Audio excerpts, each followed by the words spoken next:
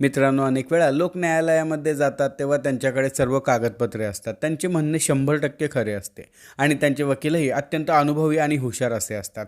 तरीही काही महिन्यांनी किंवा वर्षांनी कोर्टाचा निकाल येतो आणि ती जिंकणारी केस ते हरून जातात. असे का होते? तर लोकांना वाटते की न्यायालयामध्ये फक्त सत्य जिंकते, परंतु कायदेशीर सत्य आणि सामान्य सत्य या दोन वेगवेगळ्या गोष्टी आहेत. न्यायालयामध्ये केवळ सत्य असणे पुरेसे नसते, तर ते कायद्याच्या चौकटीत राहून सिद्ध करणे आवश्यक असते. आजच्या व्हिडिओमध्ये आपण अशा 5 मोठ्या चुकांवर सविस्तर चर्चा करणार आहोत, तेव्हा व्हिडिओ संपूर्ण पहा. त्याचबरोबर तुम्हाला आमच्यातर्फे कायदेविषयक सल्ला घ्यायचा असेल तर स्क्रीनवर दिसत असलेल्या मोबाईल नंबरवर व्हॉट्सॲप मेसेज करून कॉल बुक करू शकता. त्यासाठी नाममात्र सल्ला फी आकारली जाईल. व्हिडिओमध्ये पुढे जाण्या अगोदर आणि चुकांकडे वळण्यापूर्वी आपण हे समजून घेतले पाहिजे की एक चांगली केस आणि ती जिंकण्याची रणनीती नेमकी कशी तयार होते. कोर्टामध्ये कोणतीही केस जिंकणे हा केवळ योगायोग नसतो, तर ती एक योग्य रणनीतीची आणि शिस्तीची निर्मिती असते. एक मजबूत केस मुख्यत्वे करून 3 मजबूत स्तंभांवर उभी असते. त्यामधील पहिला स्तंभ म्हणजे तथ्य आणि कागदपत्रांची अचूकता. बघा, तुमच्याकडे घटनेचा स्पष्ट क्रम आणि त्याला पाठबळ देणारी भक्कम कागदपत्रे असली पाहिजेत. दुसरा म्हणजे कायद्याची योग्य कलमे, म्हणजेच तुमच्या समस्येला कायद्याचे कोणते कलम किंवा उच्च न्यायालय किंवा सर्वोच्च न्यायालयाचे कोणते केस लॉ लागू होतात याचे अचूक नियोजन असले पाहिजे. आणि तिसरा म्हणजे प्रक्रियेचे तंतोतंत पालन, जसे की कोर्टाच्या नियमानुसार आणि मुदतीमध्ये दिलेली प्रत्येक पायरी. जेव्हा या 3 गोष्टी एकत्र येतात तेव्हा एक जिंकणारी केस तयार होते. परंतु दुर्दैवाने या 3 स्तंभांपैकी एकाही स्तंभामध्ये लहानशी चूक झाली तर पूर्ण केस कोसळू शकते. चला तर मग आता पाहूयात की अशा कोणत्या 5 चुका आहेत ज्या तुमच्या या मजबूत रणनीतीला उद्ध्वस्त करू शकतात. पहिली आणि सर्वात मोठी चूक म्हणजे कागदपत्रे वेळेवर कोर्टात जमा न करणे.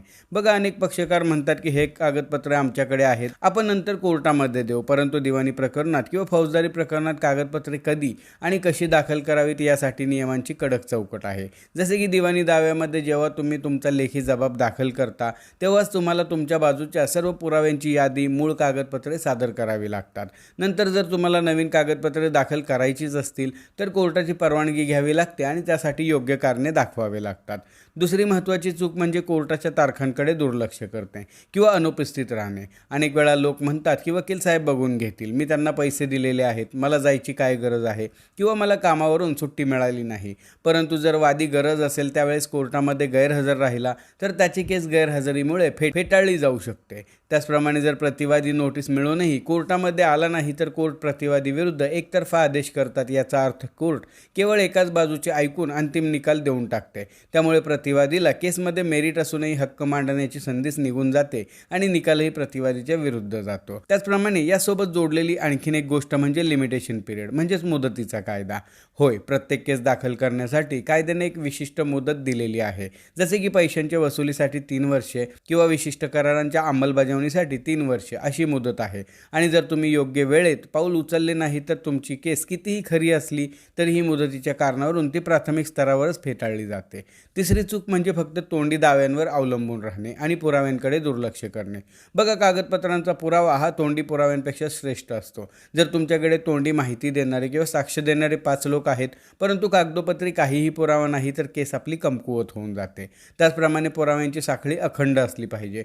पुरावा कोणी आणि कसा गोळा केला, तो कुठे ठेवला गेला आणि कोर्टामध्ये कसा द्यायचा यात कुठेही शंका राहिली तर संशयाचा फायदा समोरच्या पक्षाला मिळतो आणि आपली केस कमकुवत होऊन जाते. आणखीन एक बाब ही देखील महत्त्वाची असते की साक्षीदार न्यायालयामध्ये काय बोलतात यावर संपूर्ण केस अवलंबून असते. अनेक वेळा पक्षकार साक्षीदारांना कोर्टात आणतात परंतु त्यांची पूर्वतयारी नसते किंवा त्यांना कायदेविषयक स्पष्टता नसते. सरतपास आणि उलट तपास यामध्ये जर साक्षीदारांनी 2 वेगवेगळी विधाने केली तर त्याला तफावत म्हणले जाते. साक्षीदाराच्या एका चुकीच्या वाक्यामुळे आणि त्या तफावतीमुळे तो फितूर ठरू शकतो आणि केसचा संपूर्ण पाया देखील ढासळू शकतो. एखाद्या केसमध्ये साक्ष देण्यापूर्वी कोणती काळजी घ्यावी, न्यायालयामध्ये साक्ष कशी द्यावी याबाबत सविस्तर माहिती देणारा व्हिडिओ चॅनेलवर अगोदरच अपलोड केलेला आहे.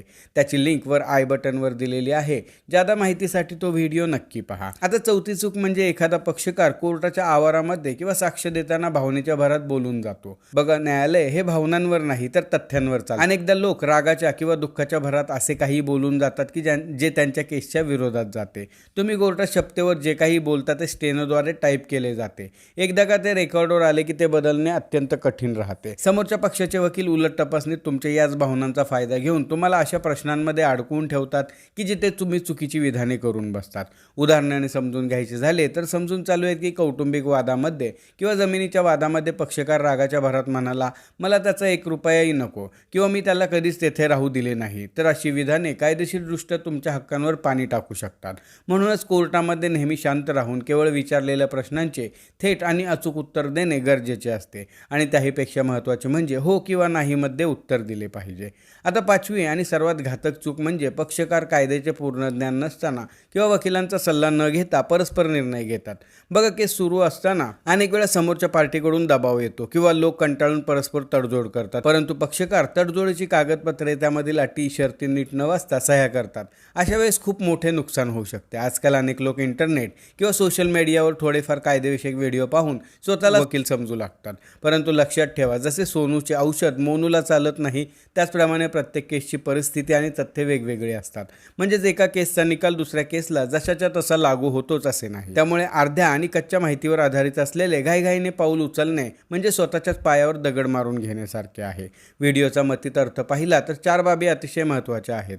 पहिली म्हणजे सर्व मूळ कागदपत्रे आणि डिजिटल पुराव्यांचे दाखले वेळेमध्ये तयार ठेवा. दुसरी बाब म्हणजे प्रत्येक कोर्टाच्या तारखेचा रोजनामा ट्रॅक करा आणि अनुपस्थित राहू नका. तिसरी बाब म्हणजे तुमच्या वकिलांपासून कोणतीही गोष्ट लपवू नका, अगदी तुमच्या विरोधात जाणारी माहितीसुद्धा लपवू नका, जेणेकरून तुमची केस मांडताना आणि केस जिंकण्यासाठी त्याची मदत होते. चौथी महत्त्वाची बाब म्हणजे कोर्टामध्ये भावनांवर नियंत्रण ठेवा आणि नियमानुसारच पावले उचला. समोरील पार्टीच्या वकिलांच्या प्रश्नांना आणि चिथावणीला बळी पडू नका. कायदा हा तुमच्या संरक्षणासाठी आहे, परंतु नियमांचे पालन केले तरच तो तुम्हाला न्याय देऊ शकतो. आजचा हा व्हिडिओ तुम्हाला कसा वाटला कमेंट बॉक्समध्ये नक्की सांगा.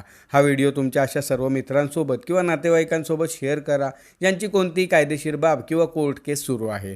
अशा सविस्तर कायदेशीर माहितीसाठी आमच्या चॅनेलला सबस्क्राईब करा. आजच्या व्हिडिओमध्ये आपण येथेच थांबणार आहोत. पुन्हा भेटू अशाच एका माहितीपर व्हिडिओमध्ये.